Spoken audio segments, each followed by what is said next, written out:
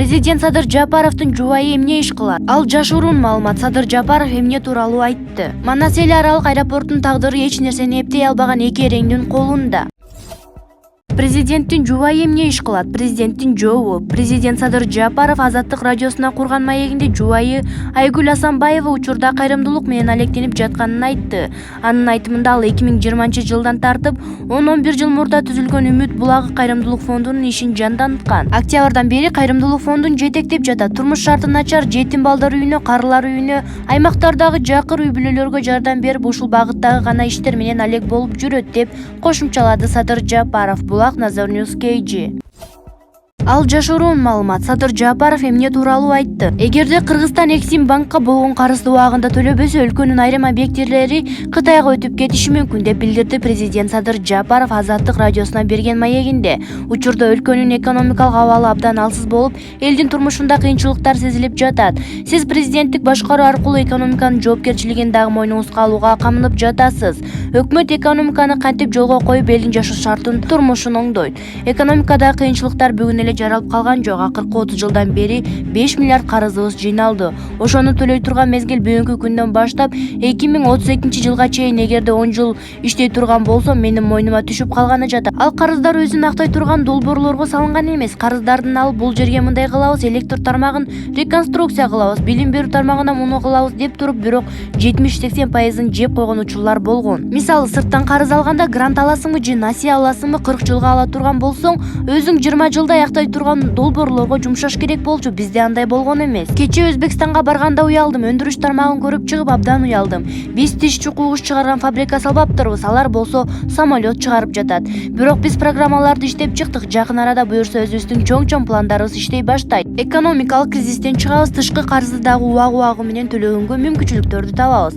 Ал эми кымбатчылык бизде эле эмес, дүйнө жүзүндө дагы болуп жатат. Тышкы карыздын 40%-га жакыны Кытай банкына кайтарылып берилүүчү акчалар. Сиз жакында эле карызды убагында кайтара албай калсак, көптөгөн объекттерден айрылып калабыз деген тышсызданууңузду билдиргенсиз. Ошол карыз үчүн күрөөгө коюлган объекттердин саны канча жана алар кайсылар? Мисалы, сиз үйүңүздү коюп банктан насия алдыңыз дейли. Анан банк менен келишим түзөсүз. Эгерде төлөй албай же пайызын кечириптирип, же бир күн өтүп кетсе, банк үйүңүздү алып алат. Сырткы карыздар дагы так эле ошондой. Мамлекеттер келишим түзүп төлөй албай калсаң же кечиктирсең, бул долбоорлорду мен алам дейт. Мисалы, түндүк-түштүк жолу, датка кемин дегендер. Ошолорго алганбыз да, ушунун баарын эгерде убагында төлөй албай калсак, анда башкаруу ошол тарапка өтүп кетет деп кол коюлуп калыптыр. Алар жетпесе, андан башкасын дагы алганга укуктары бар. Бул жерде мурдагы бийлик келишимге ошондой деп кол коюп койгон экен. Келишимде жумшагыраак түзсө болмок. Бирок биз убагы менен төлөп берип жатабыз. 2020-жылы 31-декабрга чейин 30 миллион доллар төлөшүбүз керек болчу. Аны төлөп бердик.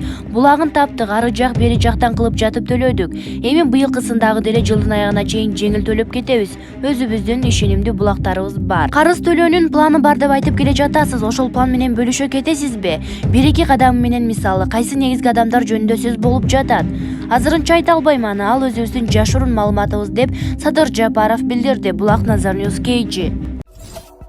Манас эл аралык аэропортунун башчысы Бактыбек Сыдыков элеген кызматынан кеткенден кийин анын орду маркум Ташболот Түлеевди аталган Нариман Түлеевдин агаланган сапаткомду сагалаган, башына иш түшкөндө аларды сатып кеткен Бакыт Шаршеев бүгүнкү бийликтин тилин тапты. Дегенибиз, өзүн бактылуу сезген Бакыт Шаршеев бул бийликке мурдагы Ата журт партиясы менен бир акырдан жем жегенбиз деп дом аттанып артып жатып, шайлоодо бир теке ары бери чуркамыш болуп штаб ачып, штабка башчы боло калды. Кызыгы, жыйынтыгында президент Жапаровго нарындыктардан сизге добуш алып бердик деген шултоо менен энчисине эки анжы болуп турган аэропортко аттанышып, кайрадан кызматка келишти. Андан эң кызыгы, булар ачкан Эйр Кыргызстан компаниясы мамлекеттикиби же жолдош Токторбаевдики деген ой жаралат. Анткени буга чейин аталган компаниянын кеңсесин Токторбаев Алмазбек Атамбаевге президенттик шайлоодо штаб кылып ачып иштесе, кийин ушул эле имаратта алар СДПК партиясына 2 жолу кулдук урушкан. Арада мурдагы президент Сооронбай Жээнбековго төшүн тосо калган жайы бар. Соңунда азыркы бийликке оппозициямын деп төшүн каккан Жеңиш Молдокматовдун Замандаш партиясынын жеке штабыда боло калган. Коомчулукту таң калтырганы, Замандаштын бага ачылбаган жолдош Токторбаев Шаршеевди шарт этип эси кеткен бийликтин эбин табышты. Ошентип Маргунов менен Вицин эки чунак ээрчишип, бири жетекчи, бири этекчи болуп Манас аэропортун ээлеп жатып калышты. Тоо терин айтканда, өлкөдөгү темирдин баарын Кытайга сатып байыган Сапатком уюлдук байланышын банкрот кылган Эйр Кыргызстан мамлекеттик чоң учак компанияны талкалап, тамтыгын чыгарган эр кулдар эгиз козудай ээрчишип Манас аэропортуна барды. Эми Кийин Кыргызстан мамлекеттик компаниянын түбүнө жеткен эргулдар Манасты кыйратабы деген суроо жаралат. Эх агалар, бийлик менен мансап үчүн Сооронбай Жээнбековдун кан кудасы Алиярбек Абжалиевдин кызын келин кылып алдыңыз. Жыйынтыгында ээрчишкен эки жигит бийлик эмнелерди гана кылбады. Аталган кызмат боюнча түшүнүгү такыр жок. Эки эрендер мамлекеттик кызматка келе берсе өлкөнүн тагдыры эмне болот? Жакын аралыкта эзилишкен эки достун саясатка болгон махабат секиригин кайрадан улантабыз. Булак Назар Ньюс KG. Жарандык активист Жеңиш Молдокмотов Садыр Жапаровду сотко берүү үчүн документтер даярдалып жатканын айтты. Өткөн аптада Молдокмотов документтер даярдалып жатканын айтып, 1-2 күндүн ичинде сотко бере турганын билдирген. Азыркы учурда документтер даярдалып жатат. Бул аптанын аягына чейин даяр болот. Президент Садыр Жапаров парламент менен биргеликте бийликти толугу менен узурпациялап, мыйзамсыз иштерди кылып жатышат. Мыйзамсыз нерселерди токтотуш үчүн буларды сотко бериш керек деген ал. Жапаров демди келет, кошоматчылык менен өткөрүп келаткан парламенттин конституциясы өтүп кете турган болсо, Кыргызстанда толугу менен монархия, авторитардык режим түзүлөт. Бул эмнеге алып келет? Жакынкы келечекте сөз эркиндиги, дин эркиндиги, адам укуктары, бардык эркиндиктерге чектөө жарыяланат. Бийлик толугу менен бир адамдын колуна өтөт, ал адам эч ким алдында жооп бербейт. Мына ушундай узурпацияны биз токтотушубуз керек. Мен кайталайм, бүгүн өлкөдө конституциялык төңкөрүш башталды. Бүгүн өлкөдө Садыр Жапаров баштаган кошоматчы парламенттин колдоосу менен бийликти узурпация башталды. Анан бул митинг кандай, бүгүнкү күн менен чектелеби же кандай болот? Талаптарыңыздар аткарылса? Парламентке талапты коебуз, анан митинг учурунда дагы айтабыз.